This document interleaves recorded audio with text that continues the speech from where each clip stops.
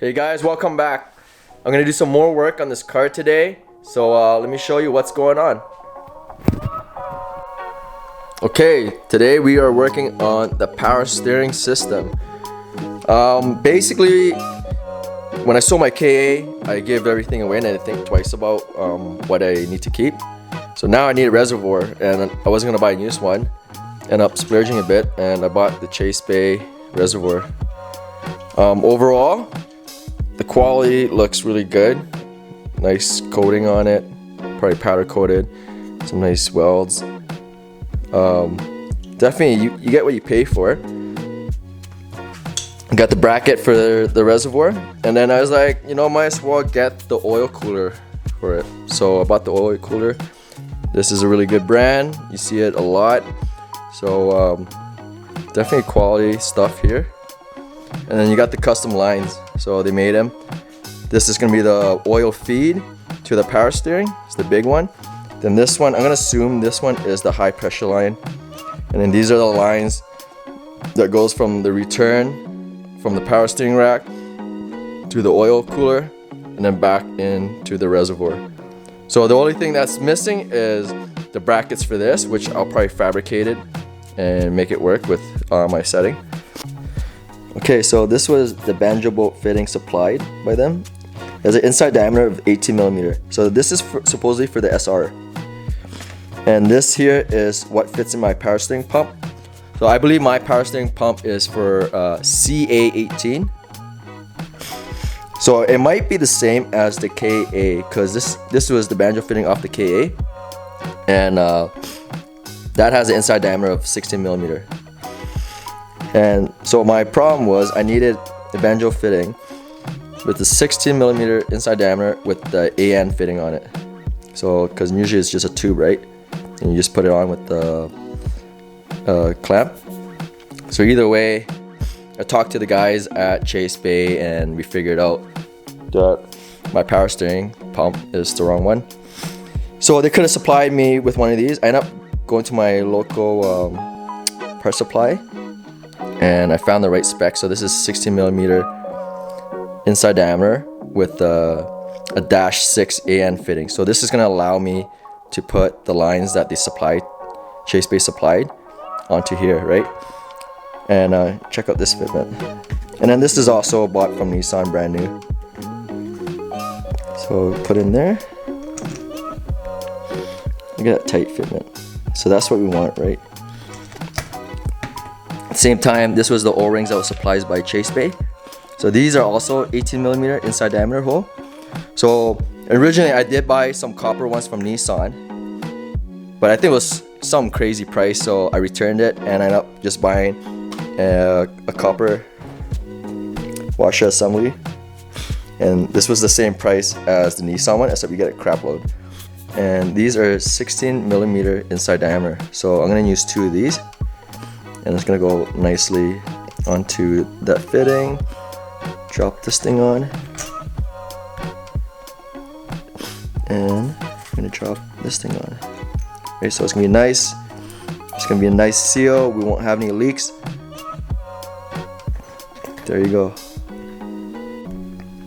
Yeah, so overall, I think this is pretty nice product. If you install it right, it shouldn't leak. There was people were bashing on it, and then some liked it. So mixed review. I mean, you gotta install it correctly. These fittings are aluminum, so you don't want to over torque them.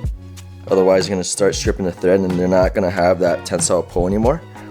So just gotta come up with the game plan, install this right. And also, iRace Autosport is who I bought the product from, Chase Bay product. They were super fast with it, and the customer service was awesome as usual. And yeah, they shipped it to where I live ASAP. So that was wicked. So let's get started and figure out where this is gonna go. And then the oil cooler for the power steering, I will be mounting it right here. There's a bracket, basically looks like this one. I just put tape, I'm gonna mount it somewhere here. And then I'll make a bracket for it to go somewhere there. It's gonna stay like that. And I'm gonna make a bracket to hold the side here, and then probably utilize this hole right? That hole's for something else, I believe the hood latch. But if we get a long enough bolt, I can utilize the backside and then bolt the top here. So we have 3-point of contact for mounting, so this thing shouldn't vibrate loose. And then we'll have the direction of the lines going through this way and run it through this hole here, right through that hole. And then on the radiator, since it's a sharp metal edge, I'm gonna run some rubber trim there. That way the holes don't ever get bit into, and then we just run it to inside the engine bay. So I'm gonna get started here. There we go, we got the power steering reservoir installed. I had to do it twice because the first time I installed the bracket, then I tried to install the reservoir, but I couldn't get my tools on the backside of these hardware due to the tub here. There's not much clearance. If I cut down an Allen key, I probably could have done it, but I didn't want to cut up my Allen key, so took it off, install this, and then install the hardware there. And then on the backside, because the top hole, there's 2 holes. One already had a nut here, and the other one didn't have it, so I had to put a nylock nut there. And she shouldn't be going anywhere. The next thing I'm gonna install is the oil feed line. I took off, this is the OEM one, because it's usually connected with the hose there. But now we're gonna connect the one that will supply with the AN fitting. But do check this out. There's an old ass O-ring there. We want to take that out and put the new one in. And one thing I do want to remind, if you guys are unaware, you always want to lube up your O-ring with the correct stuff before installing. Sometimes guys install them dry. Let's say they're in an application when you're turning it, and because it's dry, it's not slipping around, and it might just tear up your O-ring. So you want to use the right stuff. There's a couple of products out there. I like to use this stuff, Parker Super O Lube. One of these are pretty expensive, worth it. But when you put the stuff on, it's kind of sticky. It keeps the O-ring in place, and this is a silicone base. So find out what's the correct one for your O-ring application. And yeah, you want to even like see this supply is dry, right? This is from Chase Bait. You want to lube that up before you tighten these down. That way these can slide into place. Otherwise, yeah, you have a chance of tearing them, and then you get it leaking right off the bat, right? And then you think it's just the Chase Bait products not good, but really it was just the application, the installer. Okay, we got the reservoir installed, and this is the Dash 10 AN fitting. This is going to supply oil to our pump.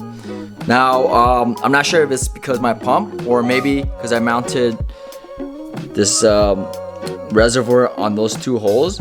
I believe there's 2 more holes for mounting this bracket that's somewhere in here, but I have my tub here so I can use it. So maybe that'll bring the reservoir closer. But either way, my Dash 10 feed hose wouldn't reach my pump, right? Usually, if you look here, yeah, so that was the, this black piece here, that was the Dash 10 male fitting supplied by Chase Bay, but I couldn't get my hose to reach onto this fitting. So maybe because I mounted it too far back and I have no option of mounting it anywhere else, so I chose to mount there.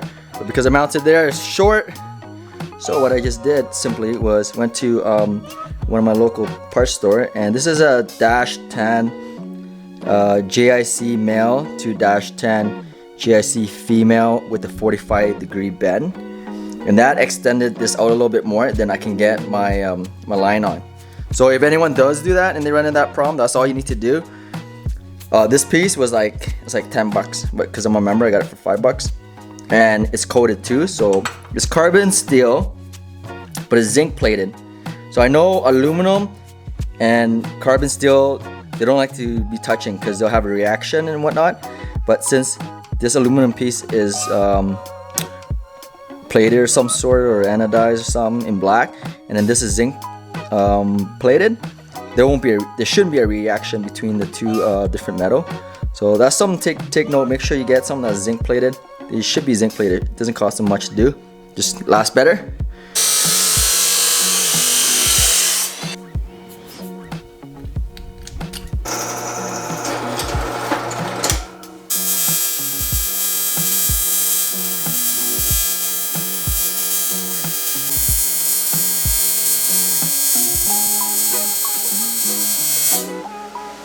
Okay guys, fabricated my bracket. Check this out. Here we go. One bracket oil cooler. It's gonna bolt down here to the thing in the front of the 240, and then here is our mounting hole for the oil cooler. It's gonna mount. It's gonna go up vertically. I literally just threw welds in the front here and on the side. That should be sufficient. I didn't want to put any weld here because that's gonna go up against the chassis and there's no room for a weld there. Could throw a weld here if I wanted to, but I know this is gonna be plenty. It's not gonna rip out anywhere. And then yeah, let's get her fitted in there. Here we go, she's installed. Nice. But the problem still is bouncy up here. So I'm gonna make a bracket that goes mount to the top here, and then we're gonna utilize the bolt that goes through this hole, and then we golden. Okay guys, this is gonna be the bracket for the top. It's kind of limited spacing due to the way the cooler is. I didn't want to cut off the tab, so just gotta squeeze it together. She ain't fucking going nowhere. And then we put it into a position. Oh yeah. Brackets in. Top brackets in. It's stiff, man. Check this out. It's so stiff that it's gonna shake my car. So that's good. This is not gonna rattle out and break anywhere. And then now we got our M22 with the -6 AN fitting, and we're gonna loop up our O-ring.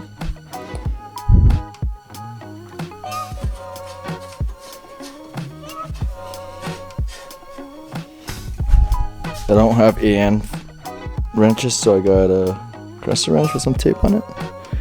Snug her up. And we're gonna connect our -6 AN lines. Snug those up. Don't want to over tighten it, but don't under tighten it.